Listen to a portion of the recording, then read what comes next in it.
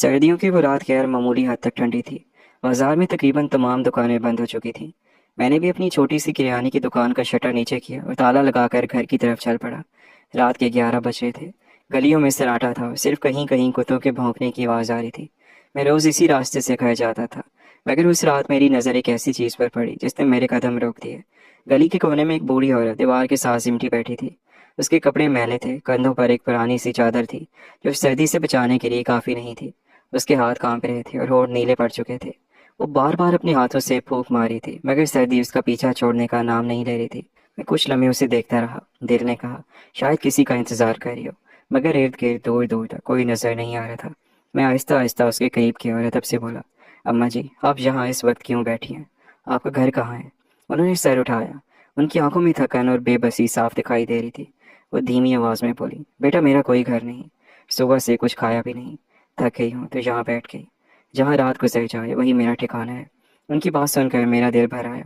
میرے اپنے والدین اس دنیا میں نہیں تھے، ان کی یاد ہمیشہ میرے دل میں زندہ تھی۔ میں نے سوچا اگر آج میری ماں زندہ ہوتی اور کسی وجہ سے اس حال میں ہوتی تو کیا میں چاہتا کہ لوگ اسے یوں بے یار و مددگار چھوڑ دیں؟ ہرگز نہیں۔ میں نے فوراً کہا، اماں جی آئیے میرے ساتھ چلیں، میرا گھر قریب ہی ہے، وہاں آرام سے کھانا کھائیے اور رات سکون سے گزاریے۔ پہلے تو انہوں نے انکار کیا اور بولی کہ میں کسی پر بوجھ نہیں بننا چاہتی، مگر میں نے اصرار کیا تو وہ مشکل سے اٹھی۔ میں نے ان کا بازو پکڑا اور آہستہ آہستہ انہیں اپنے ساتھ گھر لے آیا۔ دروازہ کھلا تو میری بیوی زینب حیران رہ گئی۔ اس نے مجھے ایک اجنبی بوڑھی عورت کے ساتھ دیکھا تو فوراً پوچھا، یہ کون ہے؟ میں نے مختصر سا جواب دیا۔ راستے میں ملی تھی، بہت بھوکی اور سردی سے کانپ رہی تھی۔ آج رات ہی ہمارے ساتھ رہیں گی، کھانا گرم کر دو اور ان کے لیے بستر لگا دو۔ زینب چند لمحے خاموش رہی۔ ہمارے حالات کوئی خاص اچھے نہیں تھے۔ میری چھوٹی سی دکان سے بمشکل گھر چلتا تھا۔ مہینے کے آخر میں اکثر جیب خالی ہو جاتی تھی، لیکن وہ نرم دل عورت تھی، اس نے ایک لفظ بھی نہیں کہا۔ فوراً باورچی خانے میں گئی اور گرم روٹیاں، دال اور سبزی لا کر اماں جی کے سامنے رکھ دی۔ بوڑھی عورت نے کھانا دے کر پہلے اللہ تعالیٰ کا شکر ادا کیا، پھر آہستہ آہستہ کھانا شروع کیا۔ ایسا لگ رہا تھا جیسے کئی دنوں سے اس نے پیٹ بھر کر کچھ نہ کھایا ہو۔ کھانے کے بعد زینب نے انہیں گرم دودھ دیا، پھر بچوں کے کمرے کے ساتھ والے چھوٹے کمرے میں ان کے لیے صاف بستر بچھا دیا۔ میں نے اماں جی سے کہا، اب بے فکر ہو کر سو جائیں، صبح آرام سے بات کریں گے۔ انہوں نے میری طرف دیکھا اور ان کی آنکھوں میں آنسو آ گئے۔ وہ صرف اتنا بولی، اللہ تعالیٰ تمہیں کبھی کسی کا محتاج نہ کرے۔ رات کو میں دیر تک جاگتا رہا۔ دل میں بار بار یہی خیال آ رہا تھا کہ دنیا میں کتنے لوگ ایسے ہیں جنہیں صرف ایک وقت کی روٹی اور ایک محفوظ جگہ چاہیے، مگر انہیں وہ بھی نصیب نہیں ہوتی۔ صبح فجر کی اذان ہوئی تو میری آنکھ کھل گئی۔ میں نے دیکھا اماں جی وضو کر کے نماز پڑھ رہی تھی۔ نماز کے بعد وہ دیر تک دعا کرتی رہیں۔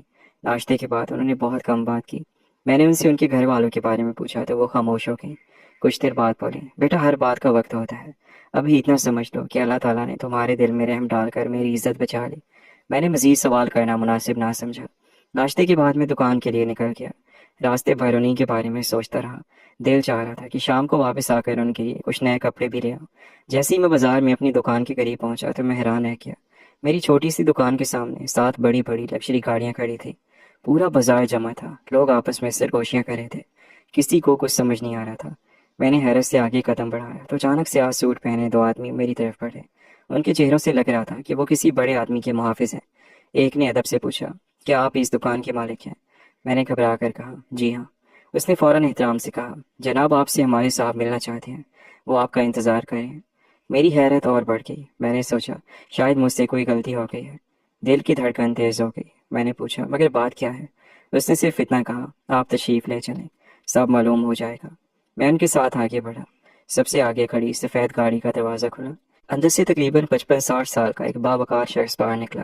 اس کے لباس اور انداز سے صاف ظاہر تھا کہ وہ بہت دولت مند ہے۔ جیسے ہی اس کی نظر مجھ پر پڑی، وہ تیزی سے میری طرف آیا۔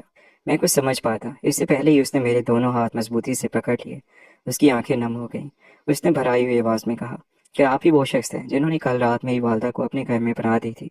میں نے حیرت سے اس شخص کی طرف دیکھا اور دھیرے سے جواب دیا، جی ہاں، کل رات ایک بزرگ خاتون سردی میں ٹھٹھرتی ہوئی ملی تھی، میں انہیں اپنے گھر لے گیا تھا۔ اگر مجھ سے کوئی غلطی ہوئی ہے تو معاف کر دیجیے۔ میری بات سنتے ہی اس شخص نے فوراً میرے دونوں ہاتھ مضبوطی سے تھام لی اور کہا، نہیں بھائی، آپ نے کوئی غلطی نہیں کی، بلکہ وہ کام کیا ہے جو شاید ہم میں سے کوئی بھی نہ کر سکا۔ وہ خاتون میری والدہ ہے، میں کئی دنوں سے انہیں ڈھونڈ رہا تھا۔ اس کی بات سن کر میرے قدم جیسے زمین میں کڑ گئے۔ مجھے یقین ہی نہیں آ رہا تھا کہ وہ سادہ لباس میں ملبوس بے سہارا نظر آنے والی عورت کسی اتنی امیر آدمی کی والدہ ہو سکتی ہیں۔ میں نے حیرت سے پوچھا، لیکن وہ تو کہہ رہی تھی کہ ان کا کوئی گھر نہیں۔ اس شخص نے گہرا سانس دیا اور اس کی آنکھوں میں نمی اتر آئی۔ وہ بولا، گھر تو ہے، بہت بڑا ہے، دولت بھی بے شمار ہے، مگر کبھی کبھی انسان اپنے ہی گھر میں اجنبی بن جاتا ہے۔ بازار کے لوگ خاموشی سے ہماری باتیں سن رہے تھے۔ اس شخص نے اپنا تعارف کروایا۔ اس کا نام حاجی عثمان تھا۔ وہ شہر کے بڑے صنعت کاروں میں شمار ہوتا تھا۔ اس کی فیکٹریاں کئی شہروں میں تھیں۔ لوگ اسے عزت کی نگاہ سے دیکھتے تھے، مگر آج وہ ایک کامیاب تاجر نہیں بلکہ پریشان بیٹا لگ رہا تھا۔ اس نے مجھے بتایا کہ چند دن پہلے اس کی والدہ اچانک گھر سے نکل گئی تھی۔ پورے شہر میں تلاش کی گئی، پولیس کو اطلاع دی گئی، اخباروں اور سوشل میڈیا پر تصویریں بھی دی گئیں، مگر ان کا کوئی پتہ نہیں چلا۔ اسے ڈر تھا کہ کہیں انہیں کوئی نقصان نہ پہنچ گیا ہو۔ آج صبح اس کی والدہ کے ایک پرانے جاننے والے نے انہیں میرے محلے کے قریب دیکھا تھا، اس لیے وہ فوراً جہاں پہنچ گیا۔ میں نے کہا، آپ میرے ساتھ گھر چلیں، اماں جی وہیں ہیں۔ میری بات سنتے ہی اس کے چہرے پر امید کی ایک جھلک نمودار ہوئی۔ وہ اپنی گاڑی میں بیٹھا اور میں بھی اس کے ساتھ گھر کی طرف روانہ ہو گیا۔ باقی گاڑیاں بھی ہمارے پیچھے چل پڑیں۔ جب ہم گھر پہنچے تو زینب نے دروازہ کھولا۔ اتنی ساری گاڑیاں اور محافظ دیکھ کر وہ گھبرا گئی۔ میں نے اسے تسلی دی اور اندر چلا گیا۔ اماں جی جائے نماز پر بیٹھی تسبیح پڑھ رہی تھی۔ جیسے ہی ان کی نظر اس شخص پر پڑی، انہوں نے فوراً نظریں جھکا لیں۔ حاجی عثمان تیزی سے آگے بڑھے، ان کے قدموں میں بیٹھ کے روتے ہوئے بولا، اماں مجھے معاف کر دیں، گھر چلے، آپ کے بغیر وہ گھر گھر نہیں رہا۔ اماں جی کی آنکھوں سے بھی آنسو بہنے لگے، مگر انہوں نے فوراً اسے معاف نہیں کیا۔ چند لمحے خاموش رہنے کے بعد بولی، بیٹا میں تم سے ناراض دولت کی وجہ سے نہیں ہوئی تھی، مجھے دکھ اس بات کا تھا کہ اس بڑے گھر میں میرے لیے وقت کسی کے پاس نہیں تھا۔ تم صبح کاروبار میں نکل جاتے تھے، تمہاری بیوی اپنی محفلوں میں مصروف رہتی، پوتے پوتیاں موبائل سے سر نہیں اٹھاتے تھے، میں پورا پورا دن ایک ہی کمرے میں بیٹھی رہتی۔ مجھے کھانا تو مل جاتا تھا، دوائیاں بھی وقت پر مل جاتی تھی، مگر اپنائیت کہیں کھو گئی تھی۔ میں تنہائی سے گھبرا کر گھر سے باہر اکیلے نکل آئی، مگر راستہ بھٹک گئی۔ گھر میں خاموشی چھا گئی۔ حاجی عثمان سر جھکائے روتا رہا۔ وہ بولا، اماں میں نے کبھی سوچا ہی نہیں تھا کہ آپ اتنی تنہائی محسوس کر رہی ہیں۔ میں سمجھتا رہا کہ دولت اور آرام ہی سب کچھ ہے، میں اپنی سب سے بڑی ذمہ داری ہی بھول گیا۔ اماں جی نے میری طرف دیکھا اور بولی، بیٹا کل رات اگر تم مجھے اپنے گھر نہ لاتے تو شاید میں سردی برداشت نہ کر پاتی۔ تم نے مجھے روٹی دی، عزت دی اور اپنے گھر کی بزرگ سمجھ کر رکھا، تمہارا یہ احسان میں کبھی نہیں بھول سکتی۔ میں نے فوراً کہا، اماں جی اس میں احسان کی کون سی بات ہے، آپ میری اپنی ماں جیسی ہیں، اگر کوئی بھی احسان اس حالت میں ملتا تو میں یہی کرتا۔ اماں جی مسکرا تھیں، انہوں نے کہا، یہی فرق ہے، کچھ لوگ رشتے ہونے کے باوجود اپنا فرض بھول جاتے ہیں اور کچھ لوگ بغیر کسی رشتے کے اپنا فرض نبھا جاتے ہیں۔ حاجی عثمان نے اپنی جیب سے ایک چیک بک نکالی اور میرے سامنے ایک بہت بڑی رقم کا چیک رکھ دیا۔ اس نے کہا، بھائی یہ میری طرف سے ایک چھوٹا سا تحفہ قبول کر لیجیے، آپ نے میری والدہ کی جان بچائی ہے۔ میں نے چیک کی طرف دیکھا بھی نہیں اور نرمی سے اس کی طرف واپس بڑھا دیا۔ میں نے کہا کہ اگر میں نے یہ سب کچھ پیسوں کے لیے کیا ہوتا تو شاید آپ کی والدہ کو گھر ہی نہ لاتا۔ میں نے انہیں صرف انسانیت کے ناطے بنا دی تھی، اس کی قیمت نہیں لگائی جا سکتی۔ میری بات سن کر حاجی عثمان خاموش ہو گیا۔ اس نے احترام سے سر جھکا لیا۔ اماں جی کی آنکھوں میں خوشی کے آنسو آ گئے۔ وہ بولی، میں جانتی تھی تم یہی جواب دو گے۔ کچھ دیر بعد حاجی عثمان نے کہا، اگر آپ ایسے نہیں لینا چاہتے تو مجھے ایک اور خواہش پوری کرنے دیں۔ میں آپ کی دکان دیکھ کر آیا ہوں، آپ محنتی آدمی ہیں مگر وسائل کم ہیں۔ میں چاہتا ہوں کہ آپ کی دکان کو بڑا کروا دوں، اس کا سارا خرچ میں برداشت کروں گا۔ یہ صدقہ نہیں ہوگا بلکہ ایک بیٹے کی طرف سے اس شخص کے لیے شکریہ ہوگا جس نے اس کی ماں کی جان بچائی۔ میں نے زینب کی طرف دیکھا، اس نے آہستہ سے کہا، اگر یہ محبت سے کہہ رہے ہیں تو انکار نہ کریں، آخر بہت سے لوگوں کی روزی بھی بڑھے گی۔ میں نے کچھ سوچنے کے بعد حاجی عثمان کی بات مان لی مگر ایک شرط رکھی۔ میں نے کہا، میری دکان ضرور بہتر کروا دیں، لیکن اس کے بدلے میں ایک وعدہ کریں کہ آج کے بعد اماں جی کو کبھی تنہا محسوس نہیں ہونے دیں گے۔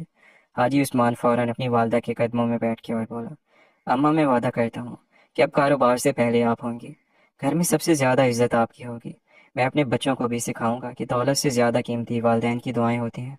اماں جی نے اس کے سر پر ہاتھ رکھا اور اسے معاف کر دیا۔ چند دن بعد میری چھوٹی سی دکان واقعی خوبصورت اور بڑی جنرل اسٹور میں تبدیل ہو گئی۔ پہلے جہاں میں اکیلا کام کرتا تھا، اب میرے ساتھ 3 ملازم بھی کام کرنے لگے۔ آمدنی بڑھ گئی مگر میں نے اپنی عادت نہیں بدلی۔ آج بھی اگر کوئی ضرورت مند میری دکان پر آتا ہے تو میں اپنی استطاعت کے مطابق اس کی مدد ضرور کرتا ہوں۔ کئی مہینوں بعد ایک دن اماں جی دوبارہ میرے گھر آئیں۔ اس بار وہ پہلے سے زیادہ خوش تھیں۔ انہوں نے بتایا کہ اب ہر شام پورا خاندان ایک ساتھ بیٹھ کر کھانا کھاتا ہے۔ حاجی عثمان روزانہ کچھ وقت صرف ان کے ساتھ گزارتا ہے اور ان کے پوتے پوتیاں بھی اب کچھ وقت میرے ساتھ گزارتے ہیں۔ جاتے ہوئے انہوں نے میرے سر پر ہاتھ رکھا اور کہا، بیٹا یاد رکھنا، جو دوسروں کے والدین کی عزت کرتا ہے اللہ تعالیٰ اس کی عزت ایسے ہی لوگوں کے دلوں میں پیدا کر دیتا ہے جہاں دولت بھی نہیں پہنچ سکتی۔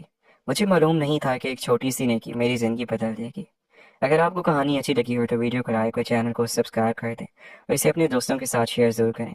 آپ سے ملاقات ہوگی کل ایک نئی اور انٹرسٹنگ سٹوری کے ساتھ، تب تک کے لیے اپنا خیال رکھیے گا، اللہ حافظ۔